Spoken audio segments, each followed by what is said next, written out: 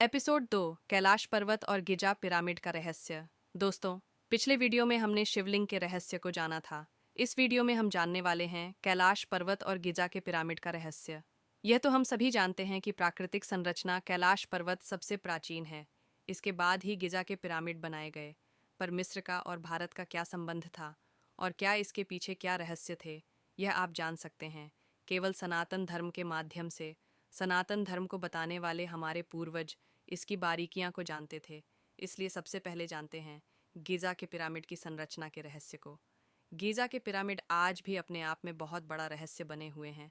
कोई नहीं जानता कि यह कैसे बनाए गए, पर उससे भी बड़ा रहस्य यह है कि ये क्यों बनाए गए। कैसे बनाने का तो मुझे नहीं पता, लेकिन क्यों बनाए गए इसका रहस्य मैं आपको बता सकता हूँ। इस रहस्य को समझने से पहले आप इन कुछ चित्रों को देखें। ये भारत में पाए जाने वाले मंदिर, शिलालेख और सिक्कों पर इसी निशान का उद्धरण किया गया है। ये वही निशान है जो कैलाश पर्वत को देखने पर प्राप्त होता है। ये वही निशान है जो गिजा की पिरामिड को देखने पर प्राप्त होता है।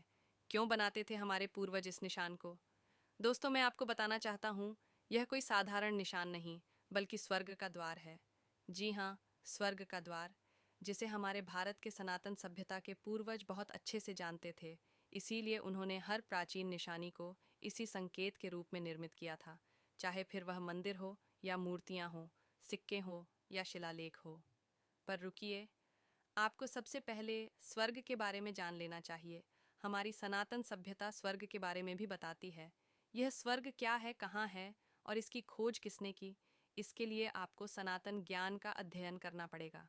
सनातन ज्ञान के अनुसार कहा गया है, मनुष्य का चित्त अर्थात मस्तिष्क एक वृक्ष या एक पर्वत की भांति हो सकता है, जिसमें बुरे विचारों की, या जिसे हम माया कहते हैं, जिसे सनातन धर्म में मारा कहा गया है, कि तेज आंधी और मध्यम आंधी या हवाएं चलती रहती हैं।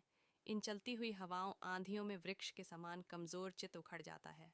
यह हार जाता है और मारा अर्थात बुराई के अधीन हो जाता है, जबकि मजबूत चित्त पर्वत की समान होता है। कितनी भी बुराई, बुरे विचार चित्त में जागृत हो, यह उनसे प्रभावित नहीं होता और स्थिर बना रहता है। इसी मजबूत चित्त का प्रतीक कैलाश पर्वत को माना गया है। जिसका चित्त कैलाश पर्वत की समान मजबूत है, वह स्वर्ग का वासी है।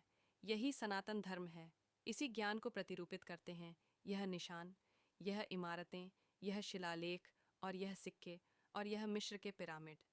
आप अपने ज्ञान से कैलाश पर्वत की स्थिति को प्राप्त कर सकते हैं, स्वर्ग का सुख प्राप्त कर सकते हैं।